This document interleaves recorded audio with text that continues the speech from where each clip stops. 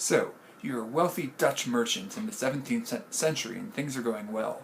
So well, in fact, that you need even more land for you and your country to be able to cultivate to meet growing needs.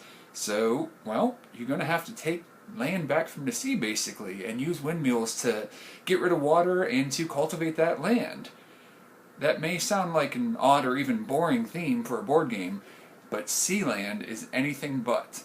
So, the second in my series of Should You Buy games is going to be about Seeland, because it's a game that came out a while ago, but honestly I don't think it's gotten the attention it deserves. And well, I'm going to spoil it right away. I might as well tell you that I could rename this video Why You Should Buy Seeland. And I'm not really going to get into how the game is played, just show you some real basics, but I'm going to try to do that as I tell you why this is such a neat game. So in Seeland, every turn, you're basically going to get a tile from this rondel and put it out on the board.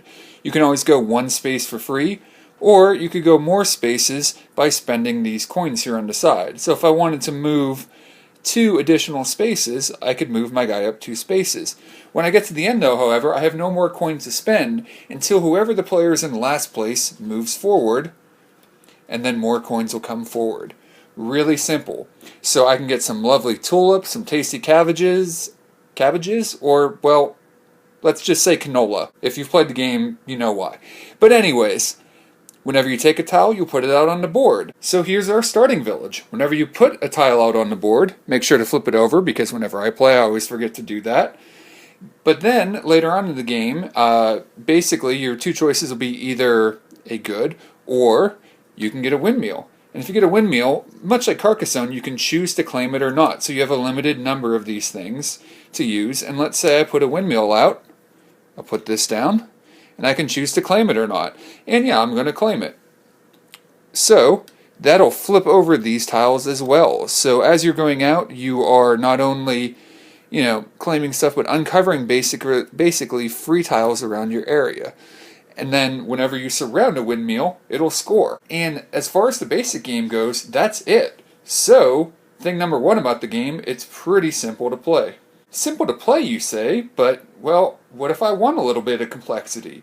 Well, there is a few more things to that. Like, for example, whenever you uncover one of these tiles around a windmill, you'll get basically one of these little coins. And you can use one of these coins to take another turn immediately after your turn is over. Now, obviously you can't hoard them because you can only spend 1 per turn, so the most you ever take is 2 turns in a row. There's also these symbols. Now, this is an optional rule, where basically this guy's going to come around and check your windmill once it eventually scores. Whenever a windmill with a governor scores, you're going to look at whatever number is in front of the lead coin. If you've met that number, you'll receive an additional 5 points, and if you don't, you'll lose 5 points. So if I manage to get, say, a 26-point windmill, instead of getting 26, I'll actually score 31. Or if I get less than 24, I'll subtract 5 from that total. So those governors can be pretty interesting for a couple reasons. One of the things to bear in mind, and this is a rule that is in every game you play, if you have all 3 types of good around a windmill, when it scores, it'll score an additional 5 points. However, if you have either 0 or just 1 type of good around a place, so let's say for example we had this situation and this isn't a good, and then eventually our place scored with this one, we only have 1 type of good around that windmill. In that case, we score 0 points, no matter how many points we have around it. And actually, like I said, this one should flip.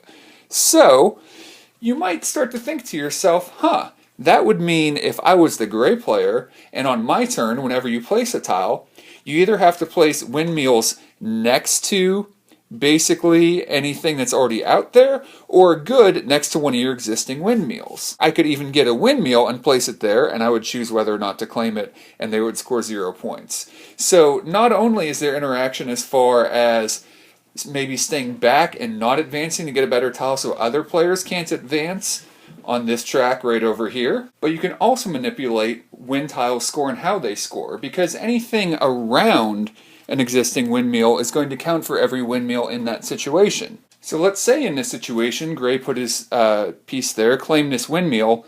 Well, the orange player would score no points, but they're already set up to score this windmill. One last optional rule that you can do is that you can throw in these things, and basically whenever a player scores a windmill, they can say, I think that's going to be a record harvest. They have 2 of these for the entire game, and only 2. And let's say they scored, I don't know, 35 points for a windmill. They could go to the board here, and then put a marker on the 35-point marker. Then later on, they might score more or less and then place that other marker, and players can score bonus points based on who had the highest markers at the end of the game.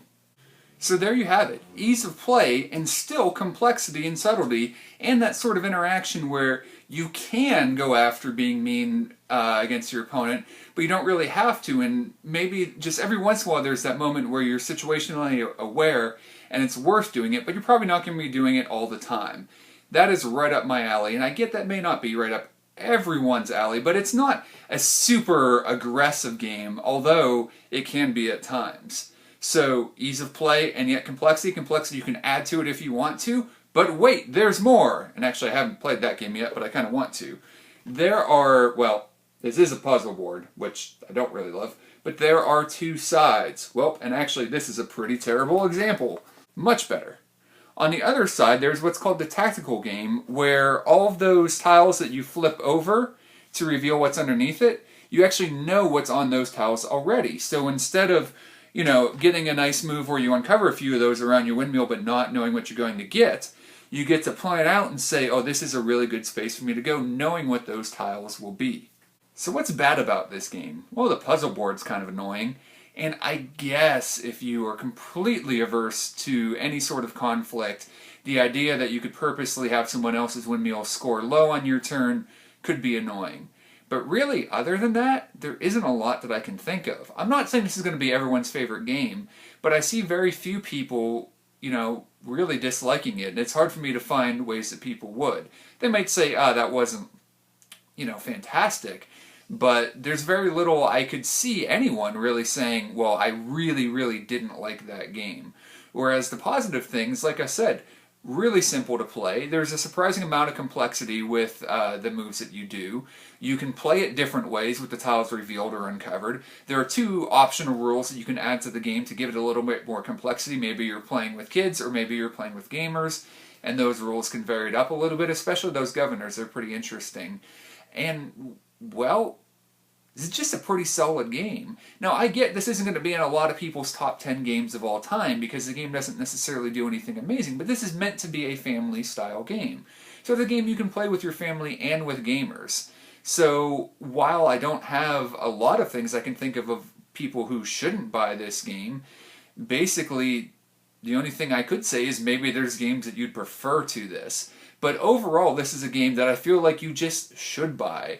The MSRP, I believe, is about $40. You can get it on Amazon for $20 right now, and a lot of sites, for probably around that price. So for that price, if this is a game you haven't heard of, or maybe didn't hear a lot of hype around, for that price, I'm having a hard time saying that anyone should really pass it up. So really, even though I know Seeland isn't the new hotness and probably won't get me the most views on the channel, it is a game, now that I was thinking about my Should You Buy series that I'm starting, that I really wanted to do because it's a game that I still don't find a lot of people really excited about, but it's a game that I really do think you should just buy. So there aren't many games you're going to get that high of a recommendation from me, and if I were to do a top 10 games of all time, it probably wouldn't be in it. So I guess the biggest negative I can say is that it might not blow you away, but it's just a fun, solid, inexpensive game. So if you're just looking for something to add to your collection and don't have anything else that you really are thinking about instead, why not go pick up Seeland?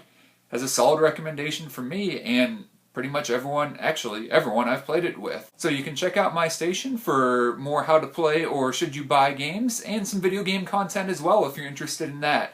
I really do hope you guys enjoyed, and we'll be back again soon. Thanks again for watching. Bye!